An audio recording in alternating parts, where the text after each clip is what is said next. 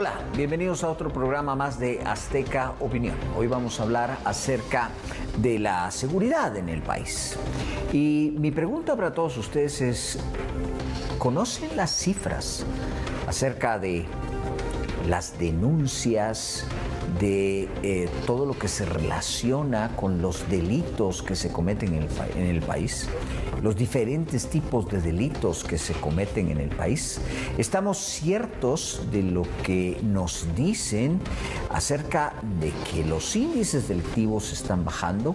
¿Cómo esto está funcionando? ¿De dónde salen las cifras? ¿Cómo salen las cifras y qué podemos leer de ellas? Hoy le vamos a platicar acerca de esto. Es un tema muy importante para que todos estemos enterados de qué es lo que está pasando.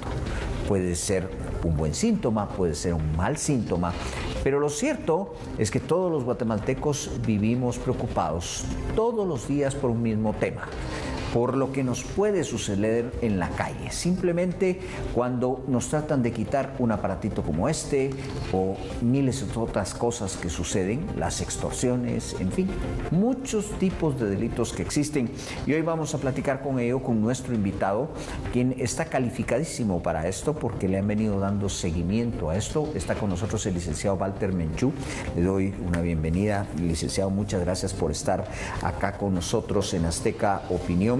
Ustedes en el CIEN, analista de seguridad del CIEN, ustedes han venido y se han dado a la tarea de realmente pues ver de dónde salen las cifras y qué es lo que podemos leer de las cifras. Lo primero, ¿tenemos cifras ciertas y confiables ya? ¿O cómo ha sido esta tarea de darle lectura a lo que está pasando? Buenas noches, gracias por la invitación. Generalmente existen dos fuentes de donde proviene la información, digamos. Una son las fuentes administrativas, de registros administrativos, y ahí podemos consultar diversas denuncias que se hacen en las instituciones. Nosotros en particular cada mes recopilamos las cifras de denuncias que se ponen en la Policía Nacional Civil. Hay cierto tipo de delitos que tal vez no dependen tanto de las denuncias, por ejemplo el tema de la violencia homicida. Hay un cadáver ahí, la policía lo reporta, entonces no hay mucha diferencia. Pero en otro tipo de denuncias, por ejemplo las extorsiones, lo que uno trata de hacer es ver las denuncias y comparar también qué tanto la gente está denunciando. Entonces, este segundo indicador se recoge a través de encuestas de victimización que normalmente en diversos países como México, Colombia, Estados Unidos y muchos países europeos desarrollados las realizan cada 2 años, al menos. Entonces, le van dando seguimiento y en parte lo que recopilan es a ver qué tanto la gente está denunciando todos los delitos en global y también para cada uno de los delitos por los que se pregunta. No preguntan por todos los delitos, pero preguntan por los más recurrentes o lo que más afectan a la población. Entonces, la última encuesta que se hizo en Guatemala es del 2018 y en ese entonces, al menos en el tema de extorsiones, por ejemplo, se denunciaba un 35% de todo. O sea, del 100 delitos que se cometían, solo 35 se denunciaban. Y había muchos factores por los cuales las personas no denunciaban. Lo que llamaba la atención en el caso específico de extorsión era de que las personas no denunciaban por el miedo que tenían.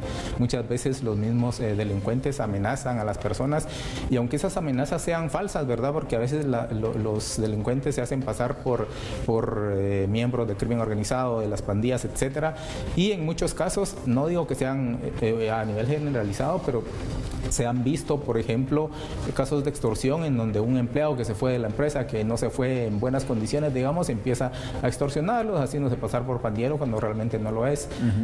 O alguien que tiene acceso a información, como pasaba con el tema de los secuestros también, ¿verdad? Muchas veces la gente, entre los mismos familiares, se secuestraban para sacar dinero y un poco también pasa con el tema de la extorsión. Ahora, hay como categorías distintas dentro de estos delitos, porque por decir algo, el tema de la extorsión no es lo mismo que extorsionen a una empresa, por ejemplo, una línea de transporte, en donde los más afectados van a ser los pilotos.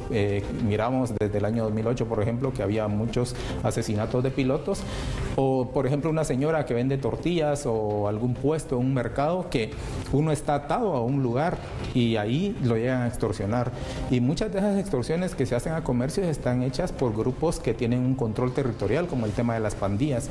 Entonces controlan cierto determinado lugar y recurrentemente están haciendo un cobro, ya sea que puede ser quincenal, semanal o mensual. Entonces, dependiendo del negocio, así cobran. Entonces, existen múltiples formas de tratar de entender cuál es la incidencia del delito. Al menos en Guatemala, por ejemplo, en esa encuesta que se sacaba en el año 2018, decía que el 16% de toda la población había sido víctima de algún delito. Sin embargo, esa encuesta ya no se estuvo actualizando año con año, pero nosotros en el CIEN, con alianza con la Universidad Francisco Marroquín, ellos hacen todos los años una encuesta que es del Monitor Global de Emprendimiento, y desde el 2016 se llegó a un acuerdo para que ellos, dentro de esa encuesta que tiene representatividad a nivel nacional, hagan preguntas del tema de victimización. Aunque no es una encuesta de victimización, sí recoge esa información, y entonces lo que se hizo fue, bueno, esta encuesta ya tiene un diseño técnico muy depurado, desde el 2009 se pasa, pero lo que se tomó para el tema de seguridad fue el módulo de preguntas que ya hace el INE en la encuesta nacional de condiciones de vida, que esa se hizo en 2006, 2014, 2011 y hasta 2023 se volvió a hacer. Entonces tampoco se hace con mucha recurrencia. Entonces, con esta alianza con la Universidad Francisco Marroquín logramos que cada año se haga un seguimiento también de esa incidencia criminal, y lo que se ha visto al menos en los últimos 3 años es aproximadamente un 18% de las personas ha sido víctima de algún delito, y casi que la mitad de esas personas el delito más frecuente es robo y hurto principalmente. Yo recuerdo que cuando se empezó a medir el caso de las muertes violentas, los casos de muertes violentas, fue un problema, porque los bomberos tenían una estadística, manejaban una cifra, la policía manejaba otra, y teníamos cifras que venían del INASIF. Sí. Obviamente las más confiables eran las del INASIF, porque ahí llegaban los cadáveres. La policía podía ser que no encontrara al muerto en el lugar, porque resulta que quedó gravemente herido y después moría en el hospital, pero siempre tenía que ser reportado al INASIF. Parece que ya hay, por ejemplo, una cifra más confiable en cuanto a muertes violentas. Pero, ¿qué tanto están denunciando los guatemaltecos? ¿Cree usted que ya tenemos un índice de cuánto los guatemaltecos están acudiendo a las fuerzas de seguridad y cuánto se abstienen por miedo de hacerlo? Lo que hemos visto es de que se ha mantenido prácticamente en un 40% a través de estas encuestas de victimización que se han recopilado información. Aproximadamente un 40% de la población va a denunciar, y lo que sí ha pasado es de que antes se denunciaba principalmente en la Policía Nacional Civil, porque era quien tal vez estaba más cercano, ¿verdad? Era más fácil tener una estación o subestación de la policía cerca. Con los cambios que hubo, el dinero que se le invirtió al Ministerio Público, se logró una expansión de fiscalías a nivel de toda la República, en todos los municipios, y vemos que también el Ministerio Público, digamos que ha aumentado como un 10-15% la participación de las denuncias que recibe. Sí, porque hay denuncias que se hacen a la policía, pero hay denuncias que se hacen al Ministerio Público. Yo recuerdo cuando me robaron el celular, creo que casi todos hemos sido víctimas de ese tipo de delito. En la agencia de la Telefónica ya tenían la terminal de computadora del Ministerio Público, y usted denunciaba ahí, pero era básicamente por cumplir el requisito para que usted nuevamente le dieran un teléfono. Era una denuncia, pero era así como de chiste. Entonces, ¿se logran conjuntar esas denuncias? ¿Hay duplicidad en denuncias en cuanto a la policía y al Ministerio Público?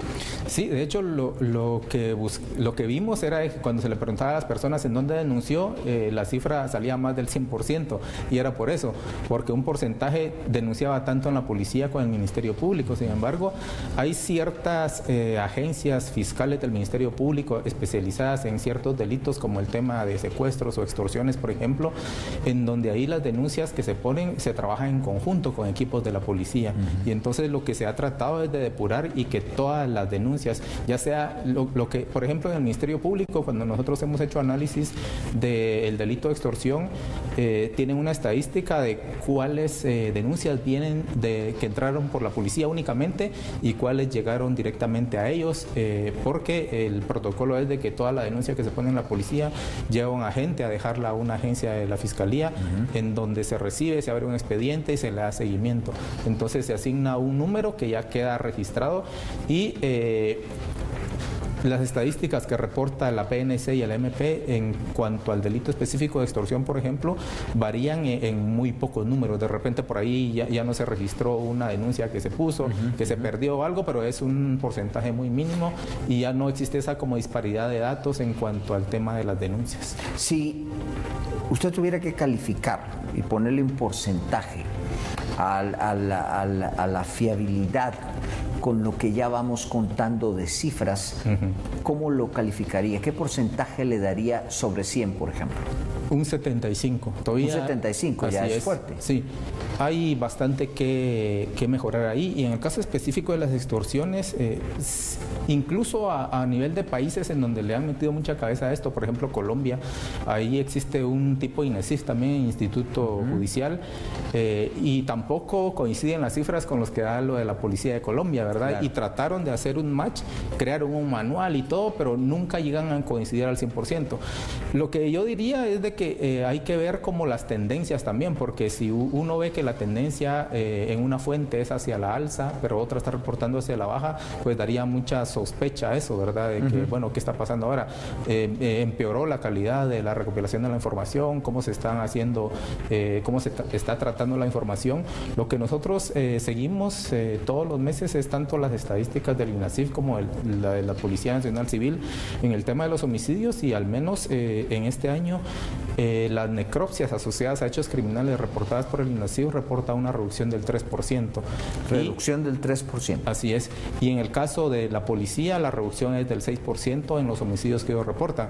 Claro. En las necropsias que realiza el INASIF, obviamente tienen que ir los que llegan y mueren en el hospital, porque tienen que remitirlos necesariamente al INASIF, ¿no? Por eso las cifras brutas, digamos, sí difieren.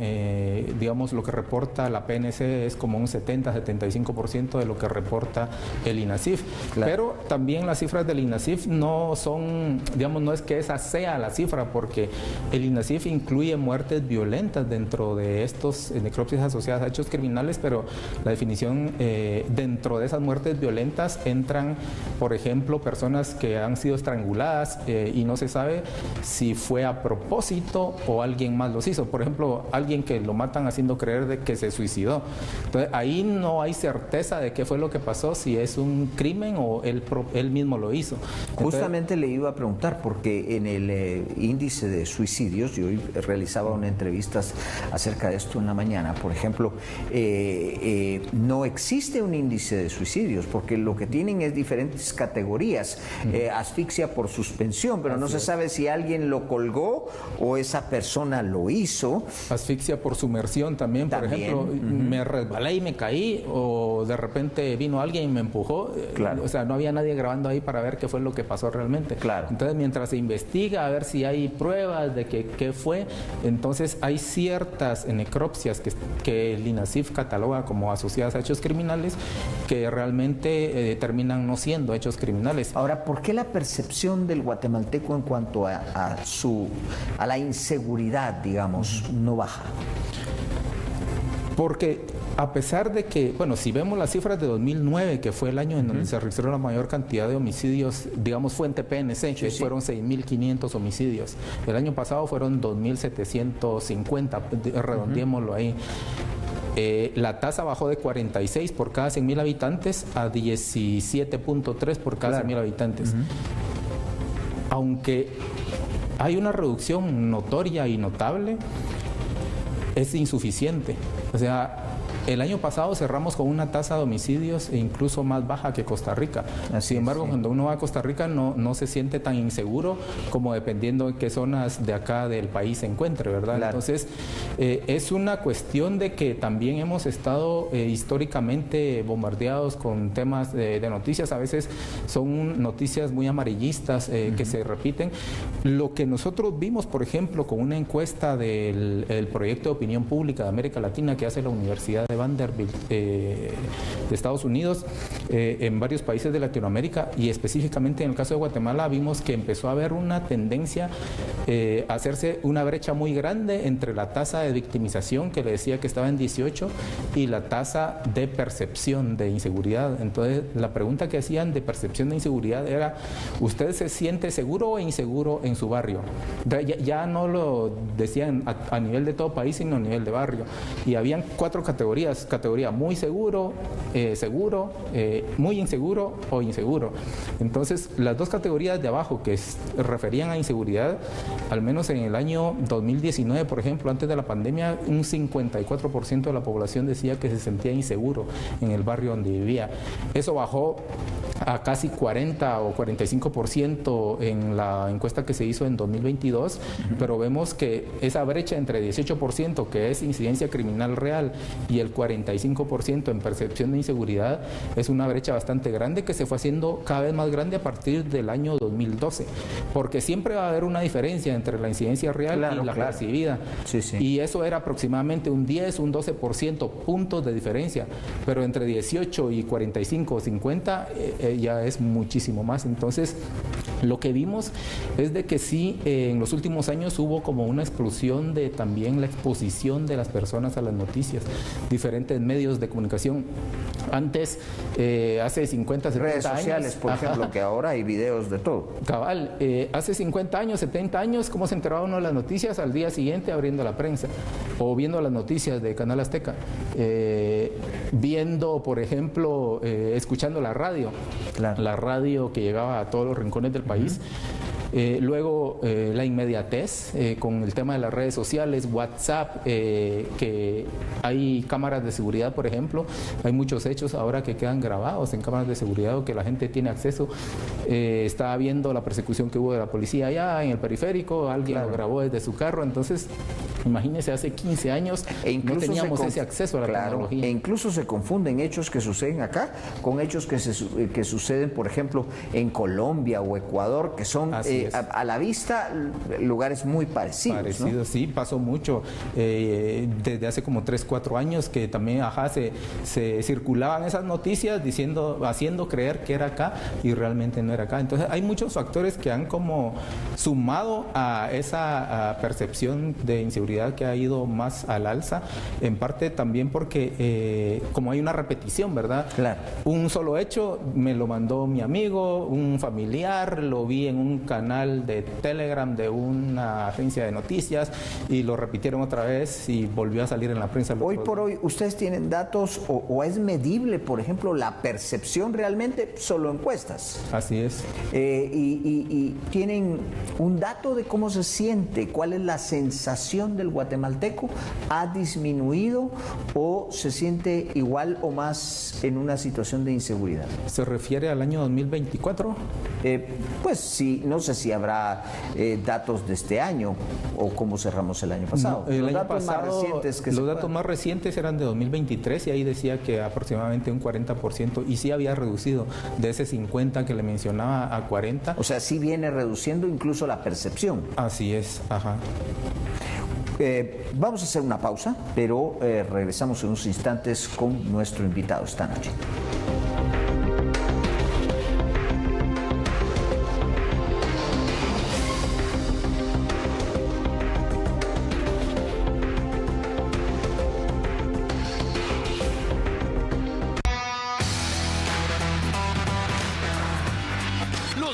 Eventos deportivos están en la pantalla de TV Azteca Guate. La Casa del Fut te trae a los mejores equipos, la pasión del fútbol internacional, el evento que reúne a todos los fanáticos. Europa League y Conference League. A partir de este jueves 7 de noviembre, por TV Azteca Guate disfruta Tottenham versus Galatasaray desde las 11 de la mañana. Manchester versus Pau a partir de las 2 de la tarde. Toda la emoción de la Europa League y Conference League está en las pantallas de TV Azteca Guate, canal oficial.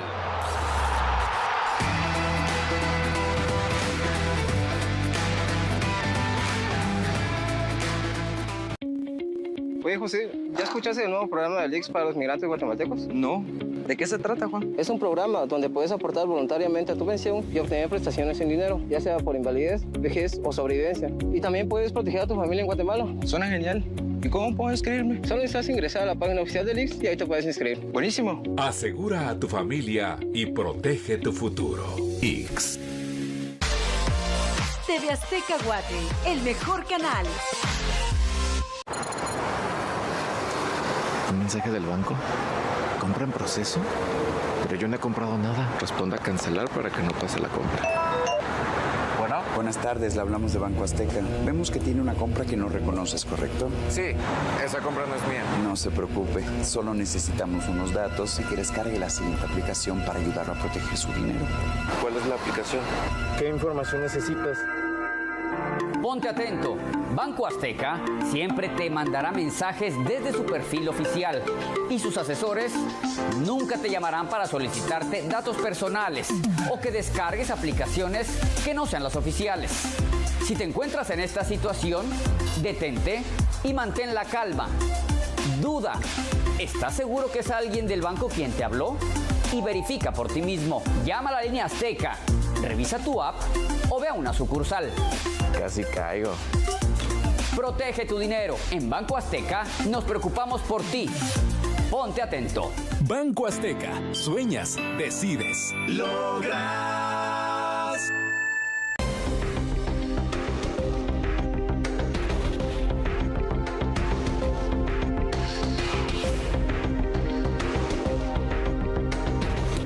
Bueno, y continuamos entonces platicando con el licenciado Walter Menchú acerca de la seguridad en nuestro país. Él es analista en la categoría de seguridad del CIEN y para pues tratar de dar un panorama acerca de lo que estamos viviendo.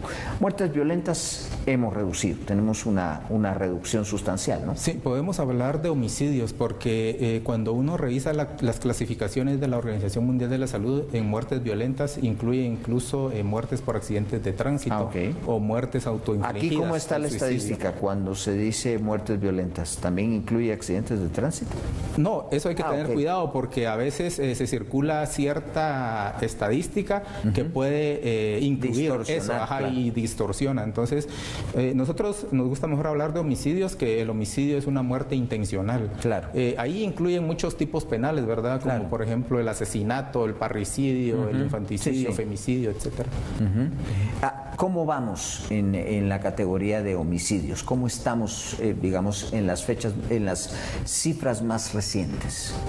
El dato que se usa para compararnos a nivel internacional es la tasa por cada 100.000 habitantes. En enero de 2023 era de 17. Cerramos en diciembre de 2023 con 16.7, es decir, en todos los 12 meses del año pasado reducimos 0.3 puntos de la tasa y fue el primer año en que se redujo porque habíamos aumentado después de la pandemia, porque al final la pandemia fue una reducción. Distorsionó, ¿verdad? Claro, todos estábamos encerrados. Anormal, digamos. Entonces, el primer año que se redujo nuevamente fue 2023, que fue 0.3 puntos. Entre enero y agosto de 2024, agosto son los últimos datos que tenemos, la tasa ya era 15.8. Es decir, son 0.9 puntos menos que a inicios de año y solo van 8 meses del año. ¿Qué significa eso? Que son 177 homicidios menos comparado los primeros 8 meses de 2024 con los primeros 8 meses de 2023. Sin embargo, no todos los departamentos están teniendo una reducción así como en todo el país. Principalmente las reducciones se dieron en Izabal y Escuintla. En Izabal, principalmente en el municipio de Morales, hay un tema probablemente relacionado con el narcotráfico, ¿verdad? Y en Escuintla, pues hay varios municipios como Palín, Nueva Concepción, la misma cabecera departamental, La Gomera también, que registran reducciones importantes a nivel municipal, pero hay otros municipios que nos preocupan, por ejemplo Chinautla, que ha aumentado 21 homicidios del año pasado. Eso ya es Guatemala. El departamento de Guatemala. En Santa Rosa, que es uno de los departamentos que más ha aumentado, casi que los 18 homicidios que hay de más en ese departamento están atribuidos a la violencia homicida de Barberena. Ahí vimos que en el primer trimestre de este año hubo algunos ataques muy violentos, también probablemente asociados a crimen organizado por la forma en que se ejecutaron. Y luego también nos preocupa algunos sectores, por ejemplo, de Villanueva, que a pesar de que no es un municipio en donde ha repuntado la violencia homicida así en gran manera, sí hay ciertos sectores, y principalmente los últimos 3 meses, porque en febrero y marzo en Villanueva se registraron cifras de un dígito de homicidios, o sea, menos de 10 homicidios. Abonándole aquí en la capital, por ejemplo, en lo que nosotros damos de noticias, es frecuente el foco Villanueva, sí. Misco. Así es. Zona 12, la Reformita, el área de la zona 6, que incluye parte de Chinautla. Chinautla, así exactamente. Es. La zona 18, por el tema de la extensión territorial y las condiciones ahí de urbanización también, ¿verdad? Hay un control territorial de pandillas ahí importante que también afecta a veces al municipio de San Raimundo, que es que si uno sigue recto de la zona 18 puede ir a salir allá. Entonces, todas estas afectaciones territoriales a veces no se ven únicamente a nivel municipal, sino por grupos o regiones o incluso adentro de un municipio muy focalizadas a veces en ciertos sectores.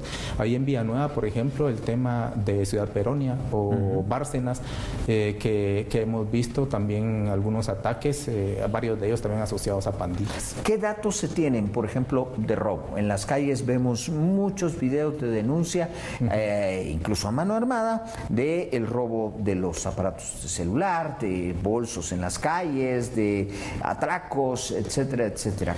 ¿Qué está pasando en ese rubro? El único dato que tenemos ahí es el que proviene de las encuestas de victimización que le comentaba al inicio, que de ese 18% de guatemaltecos que sufren algún delito, la mitad sufre un robo o un hurto.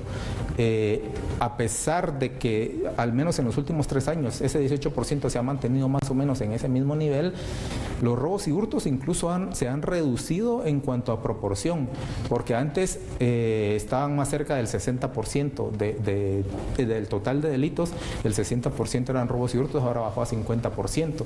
Y lo que nos llamó la atención es de que al menos entre 2019 y 2024 las cifras de los delitos de extorsión y de los delitos de estafas aumentaron entre un 5 y 6% en cuanto a proporción. Por ejemplo, o sea, se redujeron los robos y los hurtos, pero aumentaron las extorsiones. Y las estafas. Entonces también con el tema de la tecnología que decíamos, ¿verdad? Claro. Y principalmente en este año yo he recibido un montón de correos electrónicos o mensajes a mi WhatsApp o mensajes así de esos normales en donde ven a recoger tu premio y hay quienes o por ver noticias, va, entra a este link a ver esto y salen otras cosas que nada que ver. Entonces por lo general son para robar datos, ¿verdad? Y mucha gente también cae en esos engaños. Entonces sí se ha visto un incremento bastante importante ahí y la necesidad también de como adaptar las formas en que se persigue el delito, dado que los delitos van evolucionando todo el tiempo.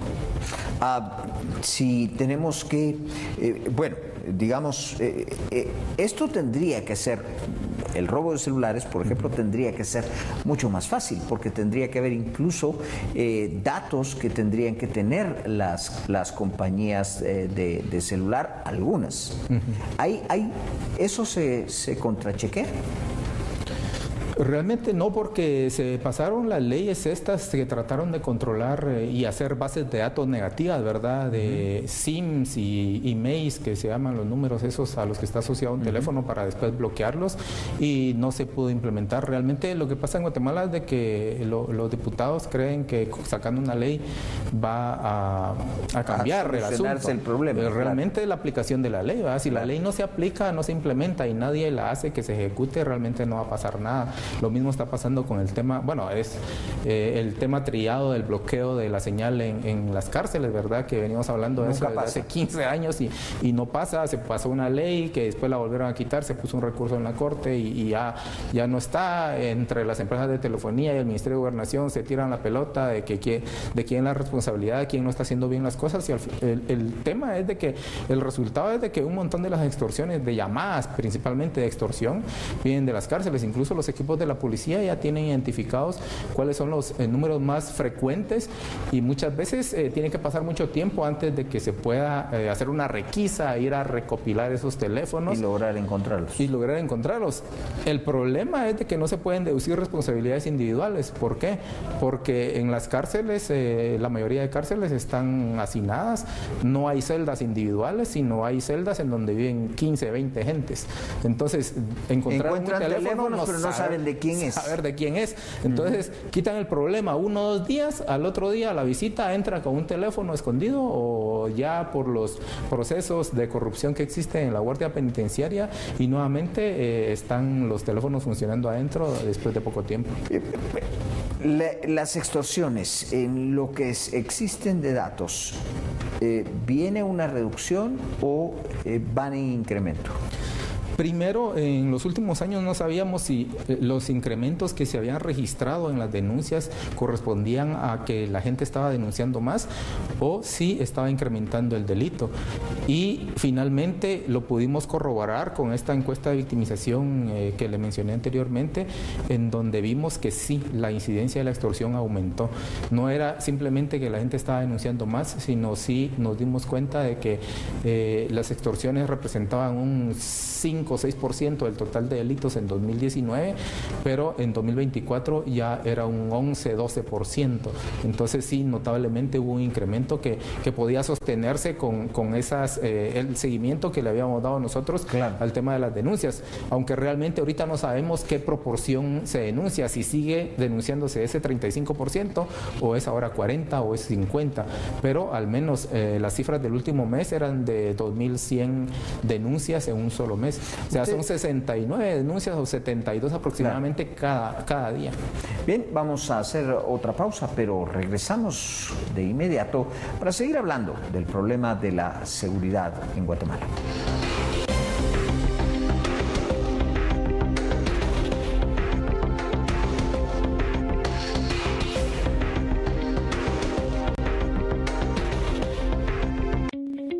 Oye, José, ¿ya escuchaste el nuevo programa de LIX para los migrantes guatemaltecos? No.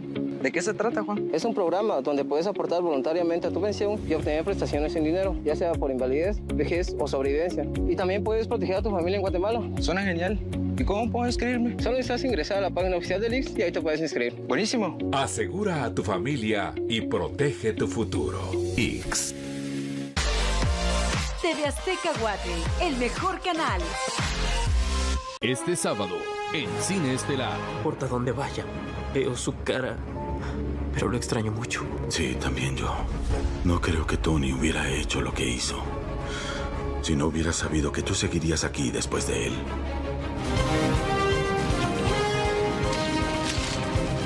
¿Ves algo? Sí. Él es el señor Beck. No serviría alguien como tú en mi mundo. ¿Perdón, en tu mundo?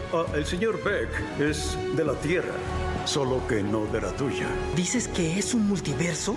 Tenemos una misión, destruirlo. Y tú nos vas a acompañar. Si hubieras sido mejor, tal vez Tony seguiría vivo. Spider-Man, lejos de casa. Solo por TV Azteca Guate. Bueno. Buenas tardes, le hablamos de Banco Azteca, porque detectamos una conexión inusual a su banca en línea. Ay, no. No se preocupe, estamos a tiempo de poner a salvo su dinero. Por favor, entre a su app, seleccione su cuenta y presione apagar tarjeta. Esto es para evitar que hagan mal uso de ella. Correcto.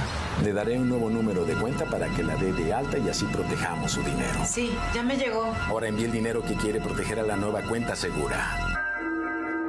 Ponte atenta. Un asesor de Banco Azteca nunca te llamará para pedirte que des de alta una cuenta o que hagas un envío de dinero y mucho menos te solicitará datos confidenciales. Si te encuentras en esta situación, detente y mantén la calma. Duda. ¿Estás segura que es alguien del banco quien te habló? Y verifica por ti misma. Llama a la línea Azteca, revisa tu app o ve a una sucursal. Nah, eso es una estafa. Bueno, protege tu dinero. En Banco Azteca nos preocupamos por ti. Ponte atenta.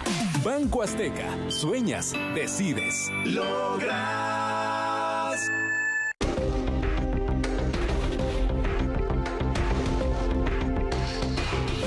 continuamos entonces platicando con el analista de seguridad Walter Menchú del CIEN, del Centro de Investigaciones Económicas Nacionales, acerca de este tema, la seguridad ciudadana, ya en números amplios. A mí se me ocurre una pregunta. Ustedes hacen un esfuerzo, hay algunos otros grupos como el GAM también hacen su propio esfuerzo sobre otro tipo de cosas y sobre otro tipo de bases. Pero, ¿por qué las autoridades no hacen un esfuerzo en tener sus propias estadísticas ordenadas? ¿Han dicho algo acerca de esto? Bueno, acá hemos visto que sí ha habido una mejora bastante notable. Cuando nosotros iniciamos en el CIEN y conformamos el equipo de investigadores en seguridad ciudadana en el año 2010, nosotros estábamos acostumbrados, bueno, un grupo bastante grande del CIEN somos economistas, ¿verdad? Tenemos formación de economistas, estamos acostumbrados al dato, a presentar evidencia y ver causas, posibles causas, marcos teóricos. Y lo que encontramos en seguridad cuando instalamos el grupo de investigaciones en seguridad ciudadana es de que había muy poca información, muy pocos datos.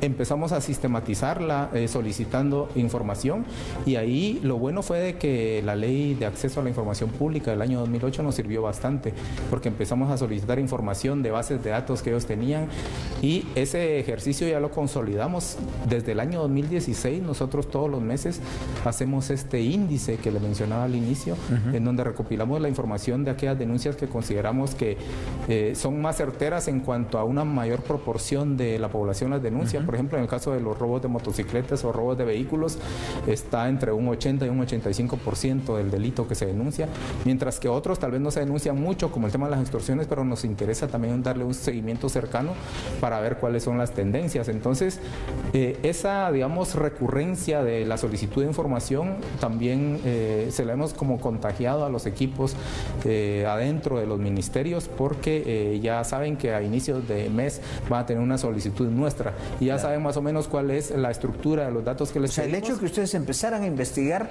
hizo que ellos se esforzaran en tener algunos datos. Sí, y ha ido evolucionando esto, porque recientemente, ahorita a mediados de año, el Ministerio de Gobernación, con ayuda de Infosegura, PNUD, publicaron una página que se llama Pladec, que es datos de criminalidad, en donde hay también diferentes tipos de denuncias, en parte varias de las que nosotros recopilamos, en donde se puede dar un seguimiento. Hay dashboards también en donde ya se pueden ver las gráficas, o si uno quiere consultar las bases de datos en crudo para analizarlos por su propia cuenta.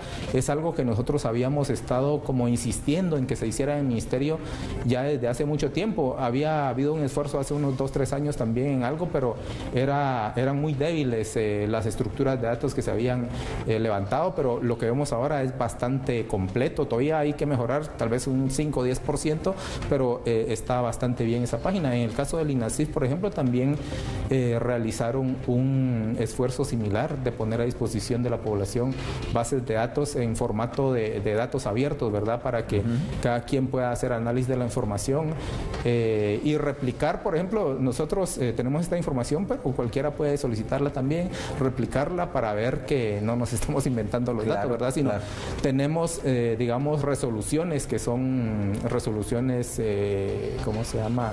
Que podrían decirse que son datos oficiales, ¿verdad? De los que ellos nos comparten, y ya logramos desde hace unos 4 o 5 años de que nos las compartieran también en formatos editables, como en Excel, porque originalmente las compartían en PDF y era un infierno poner en orden esa información. Claro. Licenciado Menchú, ahorita de su respuesta me surgió la duda. Cuando hablamos de robo, ¿engloba todo tipo de robo? O, por ejemplo, el robo de vehículos en general es un apartado especial, y el robo de carteras, celulares o cualquier otro objeto, o todo está englobado en la misma categoría. No, la categoría de robo y hurto a peatones se le llama, digamos. Eso es como me quitaron la billetera, me quitaron el teléfono, cualquier cosa que llevara encima de valor, el celular, el reloj, por ejemplo. Pero las estadísticas de robo de motocicletas y robo de vehículos sí se contabilizan aparte, en particular porque también ¿Cómo estamos en eso?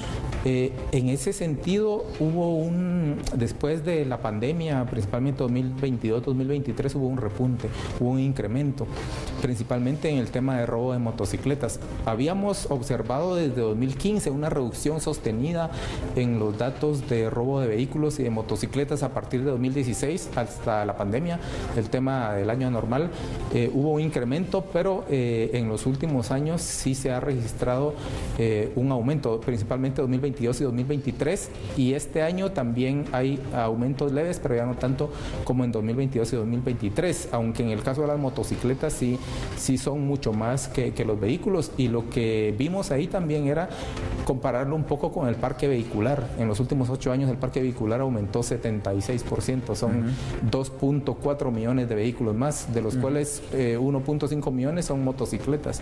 Entonces, el hecho de que haya más motocicletas también, digamos, hay una tendencia a que se las roben más.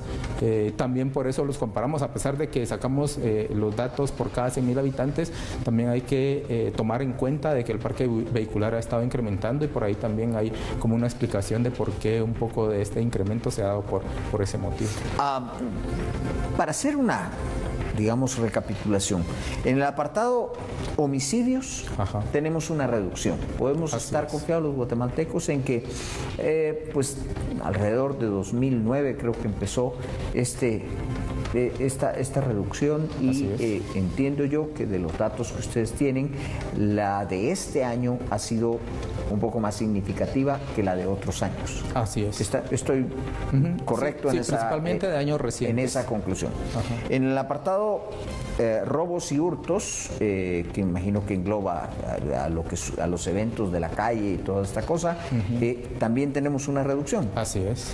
Tenemos una reducción en eso. Sí. En el apartado extorsiones, ahí la película es diferente, ¿no? Sí, ahí tenemos un incremento. Ahí tenemos incrementos, o sea, están habiendo más extorsiones, se están incrementando.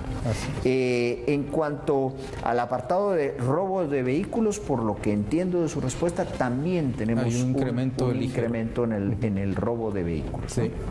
O sea, esos son, digamos, dos de las preocupaciones que tenemos en este momento. En cuanto a, digamos, la victimización, entiendo que también tenemos una reducción. O sea, la gente ha dicho o ha respondido en las encuestas que ha sido menos víctima, digamos, por decirlo de alguna forma, de hechos delictivos que en anteriores ocasiones. Sí, 23% en 2019 y 18% en 2024. O sea, es significativo. Sí. Significativo.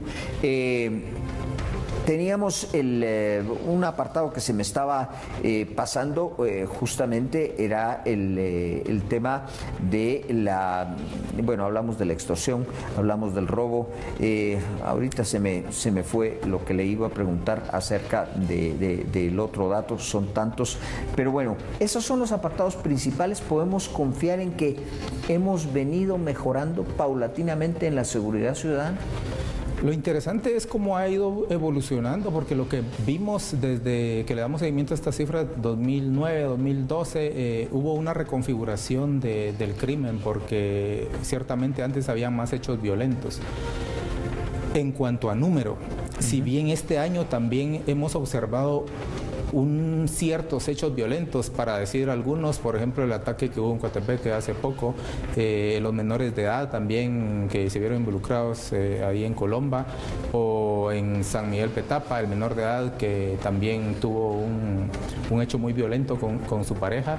Son casos muy puntuales que representan niveles de violencia muy grandes, o por ejemplo los pandilleros que aparecían descuartizados ahí en la ruta interamericana por una pelea entre las clicas, de la misma pandilla. Entonces hay ciertos hechos que cuando uno ve los números, bueno, dice, sí, va a la baja, pero hay otros hechos que, aunque son contados con la mano, podríamos decir, en el tema de la percepción de seguridad, sí causan un impacto muy negativo, y son muy pocos los que causan ese impacto. Y por eso nosotros, aunque regularmente no le damos un seguimiento a las cifras, por ejemplo, de fallecidos que reporta el Ministerio Público, hicimos un ejercicio con los datos de enero a junio, y ahí confirmamos que tanto las cifras de PNC como de INASIF e incluso del Ministerio Público mostraban una reducción equivalente. Ya decía yo, 3% de INASIF, 6% PNC, 5% MP, y ahí en MP pedimos las cifras que tenían ellos de fallecidos por todos los tipos penales, ¿verdad? Claro. Porque como ellos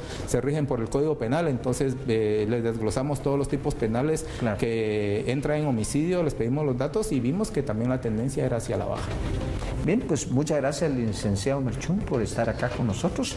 Pues aquí nos despedimos. Muchas gracias por habernos acompañado en otro programa más de Azteca Opinión. Tengan una excelente noche. Pásenla.